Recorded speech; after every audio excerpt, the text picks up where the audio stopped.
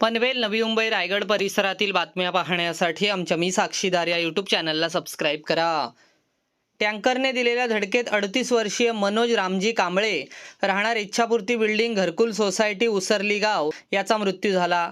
या अपघाताप्रकरणी पनवेल शहर पोलीस ठाण्यात टँकर क्रमांक MS04HD 3278 वरील चालकाविरोधात 6 मार्च रोजी गुन्हा दाखल करण्यात आला। 6 मार्च रोजी सकाळी 10च्या सुमारास मनोज कांबळे हा घरातून कामावर जात होता।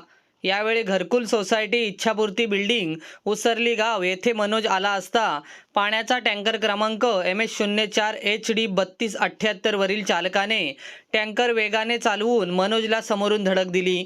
या अपघातात मनोज कांबळे हा गंभीर जखमी झाला आणि त्यात त्याचा मृत्यू झाला। या अपघाताची माहिती पनवेल शहर पोलिसांना देण्यात आल्यानंतर पोलीस घटनास्थळी दाखल झाले।